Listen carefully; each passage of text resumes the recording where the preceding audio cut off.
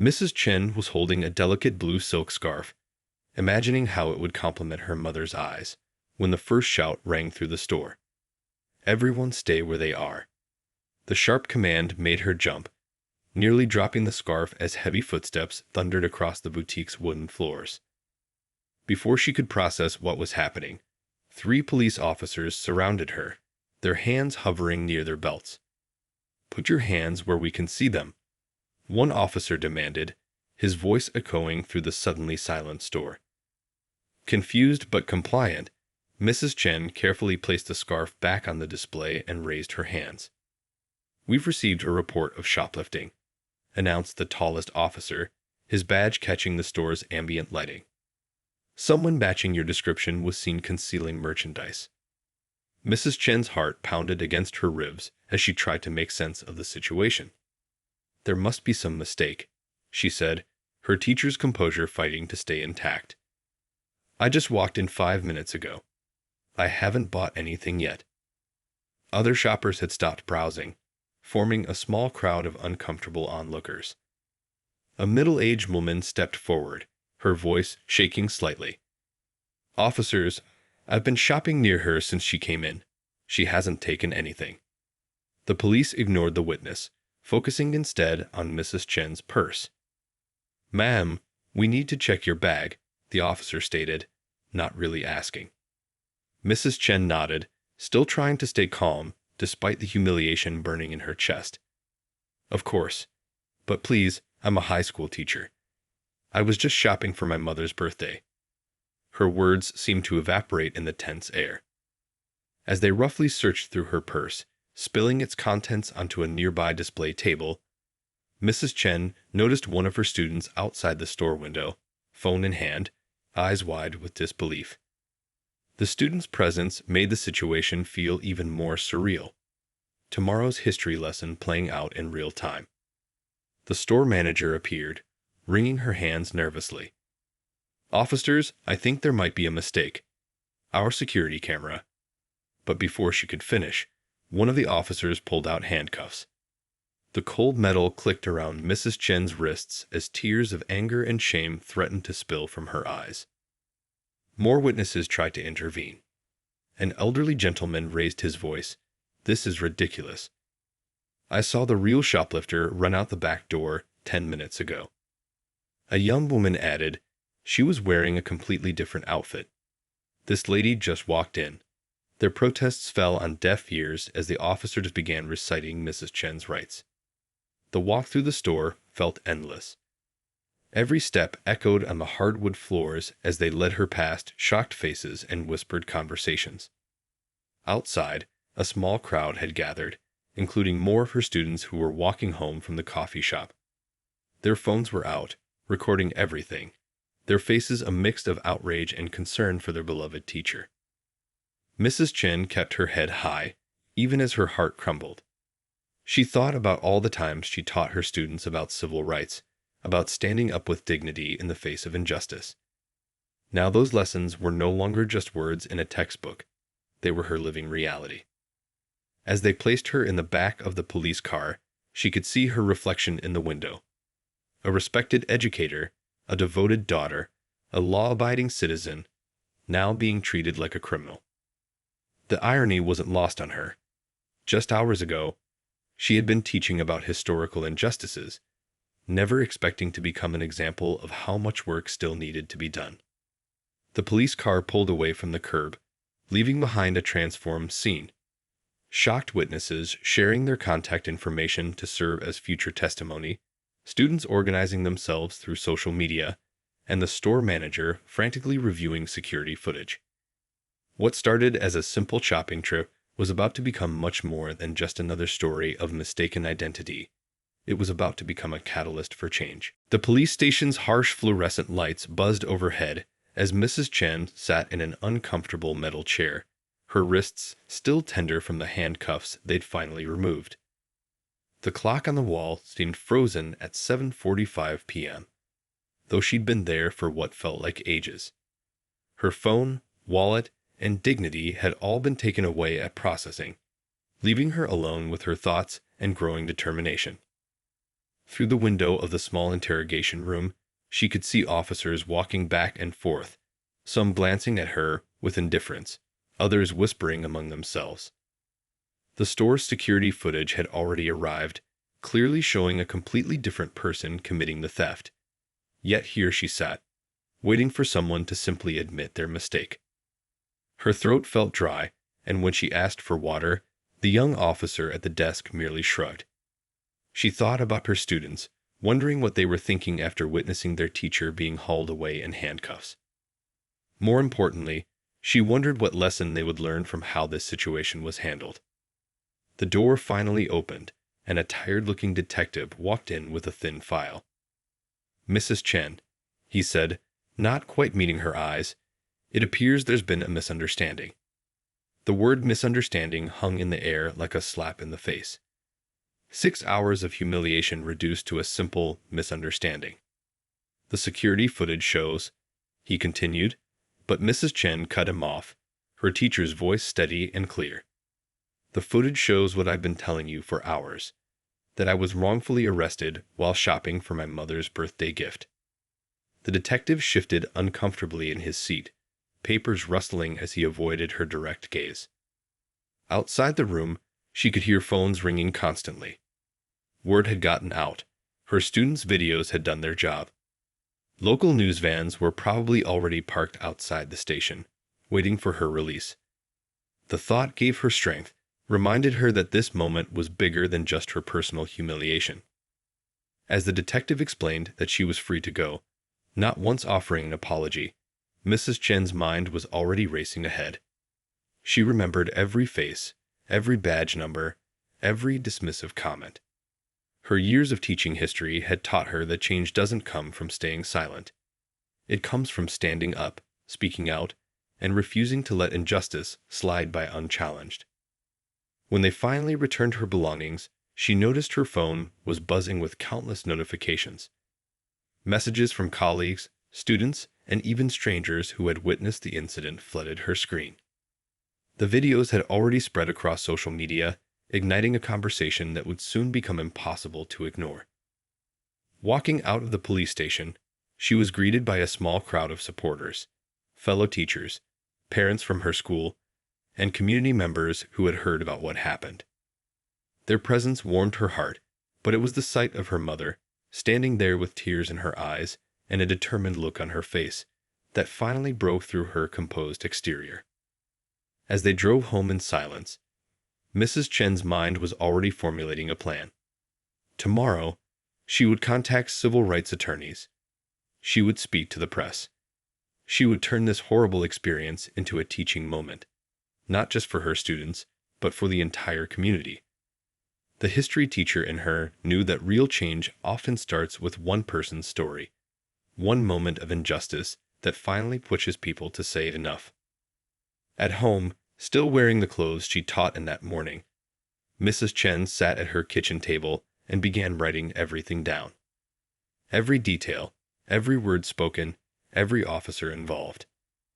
As her mother made her favorite tea, hands shaking slightly with lingering anger and worry, Mrs. Chen knew that this was just the beginning. The system had tried to humiliate her, but instead, they had given her a platform, a purpose, and a reason to fight. The next morning's history lesson would be different from any she'd taught before. This time, the story wouldn't come from a textbook. It would come from life itself, and her students would learn that sometimes the most important historical moments start with ordinary people on ordinary days, who simply refuse to let injustice win. Morning sunlight streamed through Mrs. Chen's kitchen window as she sat at her table, surrounded by stacks of papers and her laptop. She hadn't slept much, spending most of the night researching similar cases and taking detailed notes about her experience. Her mother had finally gone home after making sure she ate something, though food was the last thing on her mind. Her phone kept lighting up with notifications. Local news stations wanted interviews. Civil rights organizations had reached out offering support. But what caught her attention most was an email from a former customer of the boutique who had experienced something eerily similar 3 months ago. "I wish I had been brave enough to speak up," the email read. When it happened to me, I just wanted to forget about it. But watching your video, seeing how they treated you, maybe it's time we all stood up." Mrs. Chen's hands trembled slightly as she added this to her growing file of evidence. After calling in sick to school, her first time ever doing so, she made an appointment with a civil rights attorney for that afternoon. The law firm's receptionist mentioned they'd received several calls about her case already. As she got ready to leave, she caught a glimpse of herself in the mirror. The same outfit from yesterday stared back at her, now wrinkled from hours in the police station. She changed clothes, but kept yesterday's outfit aside. Evidence her teacher's mind reminded her. The law office was smaller than she expected, but warm and welcoming. The attorney, a kind-faced woman with gray streaks in her hair, listened intently as Mrs. Chen recounted every detail. When she finished, the attorney pulled out a thick folder from her desk drawer. "What I'm about to show you isn't just about yesterday," she said, spreading out documents across her desk. "We've been tracking incidents at this store and with these officers for months. Your case, it's the missing piece we needed." She showed Mrs. Chen photograph after photograph, report after report, all showing a clear pattern that couldn't be ignored. Mrs. Chen's educator instincts kicked in as she examined the evidence. "These aren't isolated incidents," she said quietly, her mind connecting dots like she taught her students to do with historical events. "This is systematic." The attorney nodded, a glimmer of determination in her eyes. As they discussed legal strategies, Mrs. Chen's phone buzzed with a message from one of her students. They had organized a peaceful sit-in at the boutique, holding signs that read, "Teachers deserve respect," and "Stop profiling our community." Her heart swelled with pride. They were applying her lessons about peaceful protest and civil rights in real time. The attorney explained their options. They could file a simple complaint, seek a quick settlement, or push for real change through a larger legal battle.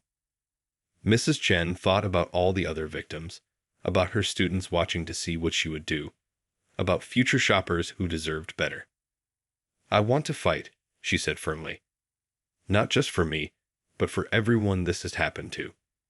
For everyone it could happen to." The attorney smiled, as if she'd expected nothing less from an educator. They spent the next hour outlining their strategy, planning how to gather more evidence and build a case that couldn't be ignored. As Mrs. Chen left the office, she felt something she hadn't since the handcuffs first clicked around her wrists: hope. Not just hope for justice, but hope for change. Her phone buzzed again. More messages of support, more stories from others who'd faced similar discrimination, more students asking when she'd be back in class. Walking to her car, she paused to watch a group of birds soaring overhead, free and unafraid. Tomorrow, she would return to her classroom. She would face her students, not as a victim, but as someone who refused to let injustice stand. She would show them that the history they studied wasn't just words in a book. It was a living thing that each of them had the power to shape. The fight ahead would be long and difficult, but Mrs. Chen had spent years teaching about those who had faced bigger challenges and won. Now it was her turn to add a chapter to that ongoing story of struggle and progress, of ordinary people standing up for what's right, no matter the cost. The video started simply enough. Just another shaky phone recording of police activity. But within hours, it had been shared thousands of times. One of Mrs. Chen's students had captured the entire incident, from the moment the officers surrounded her to her dignified walk to the police car. The hashtag shopping while Asian spread like wildfire, alongside hashtag teacher humiliated and hashtag boutique discrimination. Local news stations played the footage on repeat, each showing a different angle from various witnesses' phones. The contrast was striking. A petite teacher in professional clothes, clearly confused but cooperative, surrounded by aggressive officers who wouldn't listen to the crowd of witnesses trying to help her. The morning news show wanted to interview Mrs. Chen live.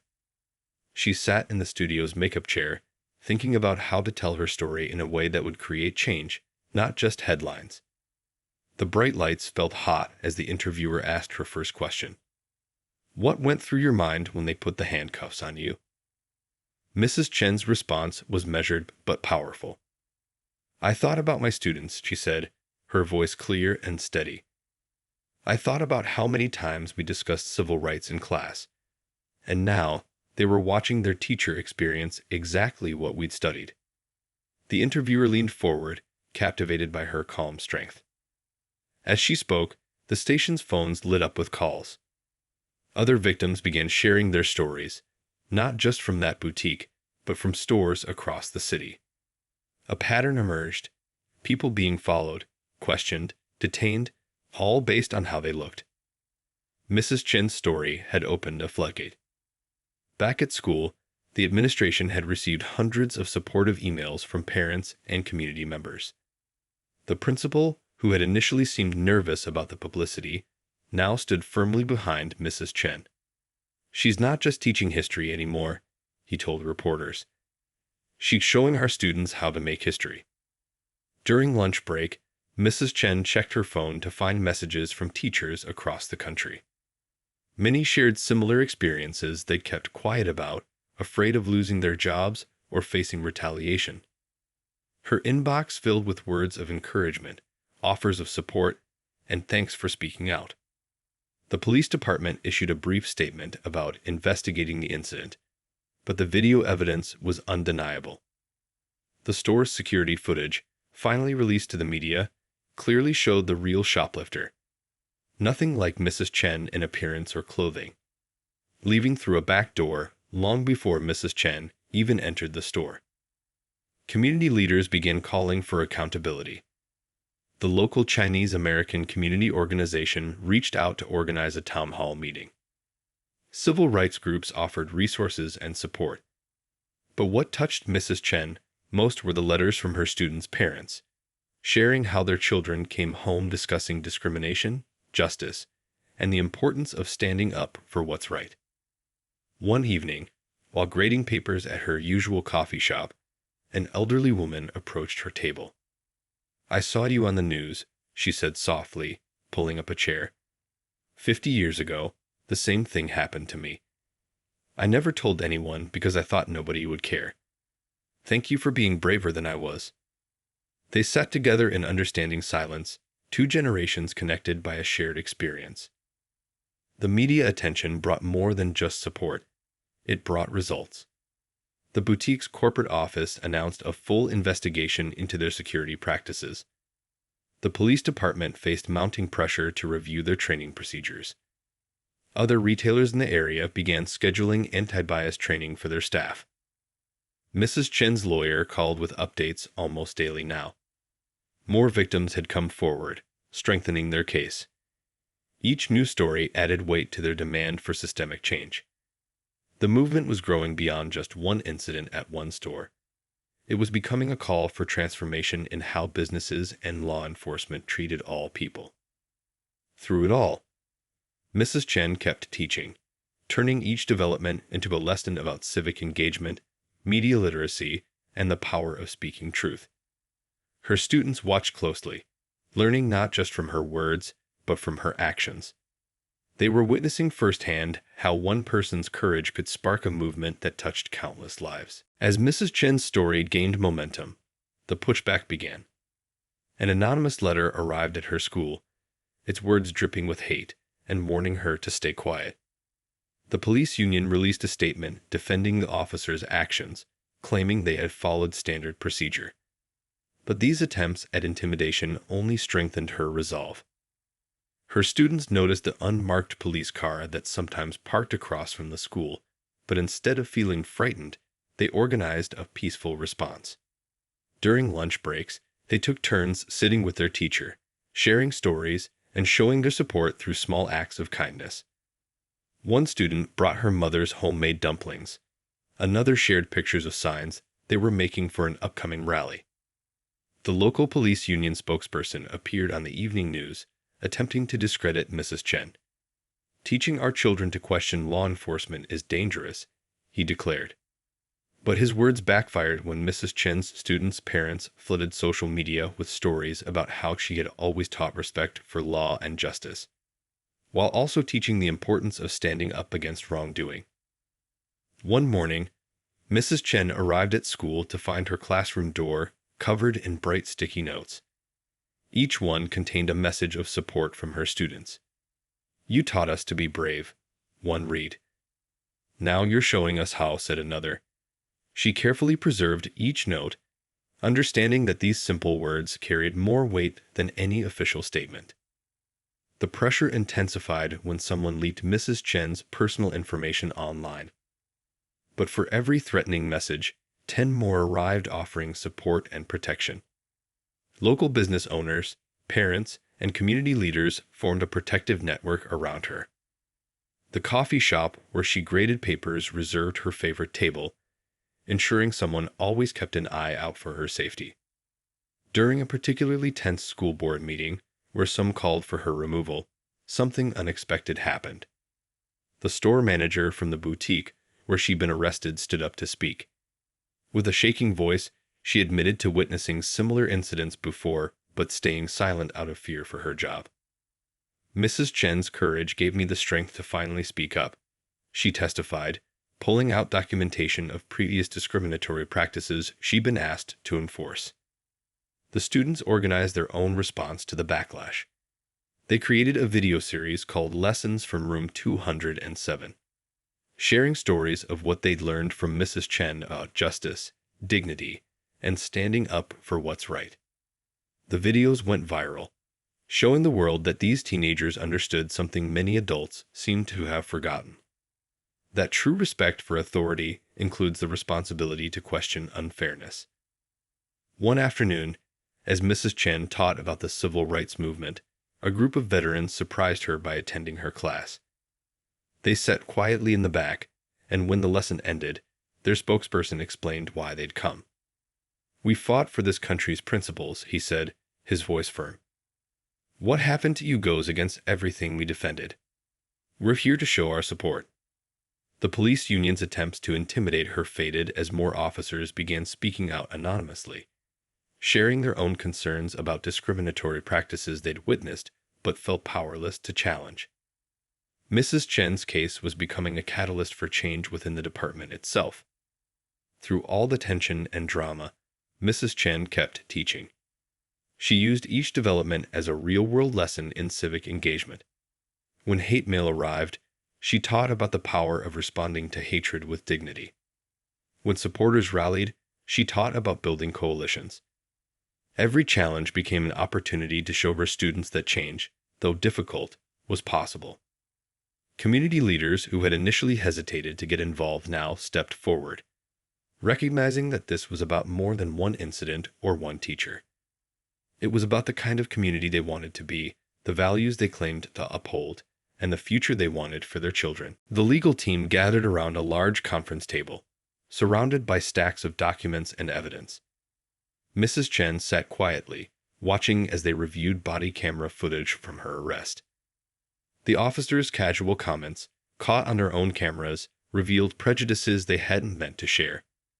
"Another one of these cases," one had muttered, even before approaching her.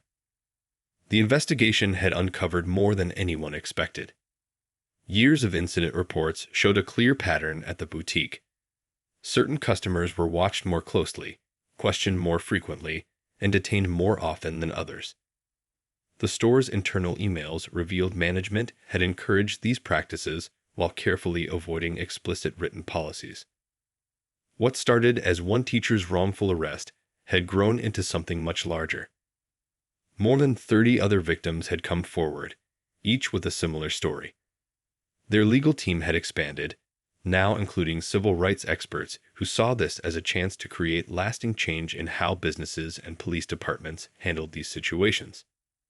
During a particularly intense deposition, one of the officers finally broke down.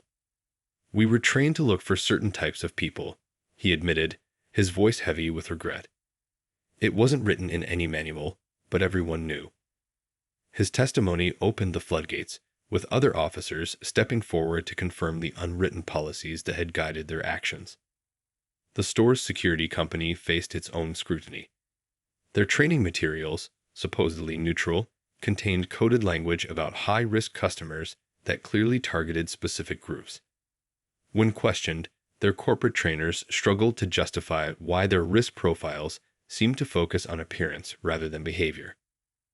Mrs. Chen's students attended some of the public hearings, taking notes and creating their own mock trials in class to understand the legal process.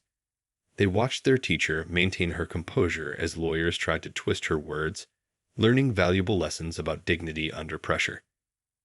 "My students are watching," she would remind herself during difficult moments. "They need to see that justice is possible." The city's lawyers initially tried to settle quietly, offering money if Mrs. Chen would sign a non-disclosure agreement. Her response became legendary among her students. "Some things are worth more than money.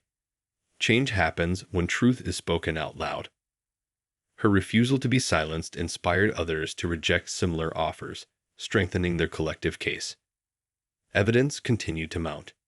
Security footage from other stores showed the same officers involved in similar incidents. Internal police department emails revealed complaints about these practices had been ignored. The investigation expanded to include not just the original incident, but years of systematic discrimination. The turning point came when a retired police sergeant provided old training materials that explicitly taught officers to profile customers. Though the department had officially discontinued these materials years ago, the practices they encouraged had continued unofficially. This evidence made it impossible for officials to claim these were isolated incidents. Throughout the legal battle, Mrs. Chen kept teaching. She used court documents to teach critical thinking, helped students understand legal terminology, and showed them how the justice system could be both flawed and fixable. Her classroom became a living laboratory of civic engagement, where textbook lessons about civil rights met real-world application. The case grew beyond just local significance. Civil rights organizations from across the country submitted supporting briefs. Legal experts began citing the mounting evidence in academic papers. What had started as one incident in one store was exposing how discrimination could become normalized in everyday practices. As the legal proceedings reached their final stages, Mrs. Chen's lawyer presented a powerful closing argument. She didn't just demand monetary compensation. She called for complete reform of police training, store security practices, and complaint handling procedures. The evidence was too strong, the pattern too clear, for anyone to deny the need for systematic change. The morning of the settlement announcement, Mrs. Chen's classroom was unusually quiet. Her students sat glued to the classroom's small TV screen as the city's mayor stepped up to the podium. What followed wasn't just a settlement. It was a complete overhaul of how the city would handle retail security and police training. The changes were sweeping. Every police officer would now undergo mandatory anti-bias training designed with input from community members who had experienced discrimination. Store security personnel would follow new guidelines that focused on suspicious behavior, not appearance. Most importantly, a civilian oversight committee would monitor these changes, ensuring they weren't just words on paper. Mrs. Chen's involvement didn't end with the settlement. The police department, surprisingly, asked her to help design their new training program. Who better to teach officers about the impact of their actions than someone who lived through it? The new police chief explained. Initially hesitant, Mrs. Chen saw an opportunity to create real change from within. The first training session was tense. Mrs. Chen stood before a room of officers, some of whom had been involved in her arrest. But as she shared her story, focusing not on blame but on understanding, something shifted in the room. One veteran officer raised his hand, voice thick with emotion, and shared how his own family had faced similar discrimination. The wall between teacher and students began to crumble. The boutique underwent its own transformation. Under new management, they hired a diverse staff and implemented a customer bill of rights prominently displayed at the entrance. Their security cameras now focused on protecting customers rather than profiling them. Other stores in the area began adopting similar policies, not waiting to be forced by lawsuits. Mrs. Chen's students watched these changes with pride, knowing their teacher had sparked them. When the local news interviewed them about the impact, one student put it perfectly. Mrs. Chen always told us that history isn't just something that happened in the past. It's something we make every day by our actions. The Civilian Oversight Committee became a model for other cities. Made up of community members, civil rights lawyers, and retired law enforcement officers, they reviewed complaints and suggested improvements. Mrs. Chen served as an advisor, helping bridge the gap between law enforcement and the community. Training sessions expanded beyond the police department. Store managers, security guards, and retail workers attended workshops where they learned to recognize and overcome their biases. Role-playing exercises helped them understand how their actions affected customers. The most powerful moments came when victims of profiling shared their stories. The changes weren't always smooth. Some officers resisted the new training, and some stores dragged their feet on implementing new policies. But the Oversight Committee kept careful records, showing a steady decrease in profiling incidents. Numbers don't lie, and the statistics proved that change was possible. Mrs. Chen's classroom became a stop on training tours. New officers would sit in on her history lessons, learning how past civil rights struggles connected to present-day challenges. Her students got used to having visitors in uniform at the back of the class, taking notes alongside them. 1 year after the settlement, the city hosted a community celebration. Tables filled the park as people from all backgrounds shared food and stories. Police officers played basketball with teenagers who used to fear them. Store owners chatted with customers they might have once viewed with suspicion. Mrs. Chen watched it all from a quiet corner, amazed at how one terrible day had led to so much positive change. Her mother, who had worried about her daughter taking on such a big fight, now beamed with pride. "You didn't just teach history," she told Mrs. Chen, squeezing her hand. "You changed it." The simple words captured everything Mrs. Chen had hoped to achieve. 2 years after that life-changing day at the boutique, Mrs. Chen stood at her classroom window, watching students file in for the morning session. The walls now held photographs alongside the usual history posters, images of community meetings, training sessions, and celebration gatherings that marked their city's transformation. The statistics told a powerful story. Reported incidents of retail profiling had dropped by 60% citywide. The police department's new training program, which Mrs. Chen helped design, had become a model for departments across the country. Other cities sent representatives to learn how one community had turned a moment of injustice into lasting change. Her students had grown too. Those who witnessed her arrest were now graduating, heading to colleges where they planned to study law, social work, and education. "You showed us that one person can change things," a student told her during their final class. "But more importantly, you showed us how to do it the right way." The nonprofit organization she founded, using part of her settlement money, had grown beyond her wildest dreams. They provided legal support to victims of profiling, helped businesses develop fair security practices, and offered scholarships to students interested in civil rights law. What started in one classroom now touched lives across the country. Police academies regularly invited her to speak to new recruits. Instead of going alone, she brought community members with her, store owners, students, and others who had experienced profiling. Together, they helped future officers understand that good policing meant protecting everyone's dignity, not just enforcing laws. The boutique where it all began had become an unexpected ally. Under new ownership, they transformed their security practices and hosted monthly community dialogues.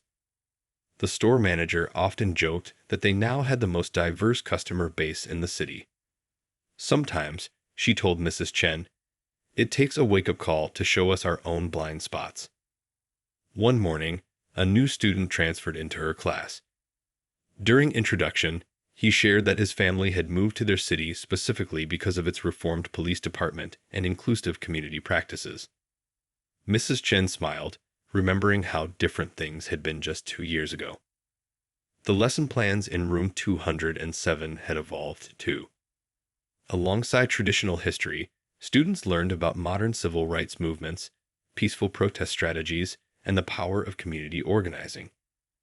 They studied how change happens, not just through dramatic moments, but through persistent, peaceful effort and unwavering dignity. National news outlets still called occasionally, asking for updates on the city's transformation. Mrs. Chen always redirected attention to the broader community effort. This was never about one incident or one person, she would explain. It was about neighbors deciding to build the community they wanted to live in.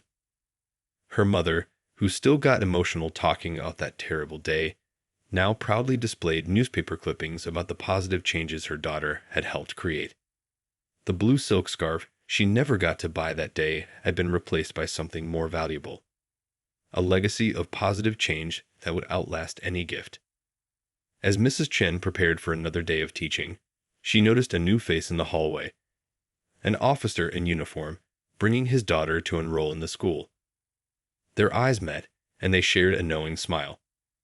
2 years ago, they had stood on opposite sides of a conflict.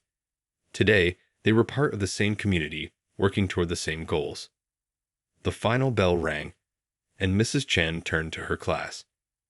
"Open your books to the chapter on civil rights," she said, as she had countless times before. But now, these weren't just words on a page. They were living history, proof that change was possible, and a reminder that every person had the power to shape the world around them.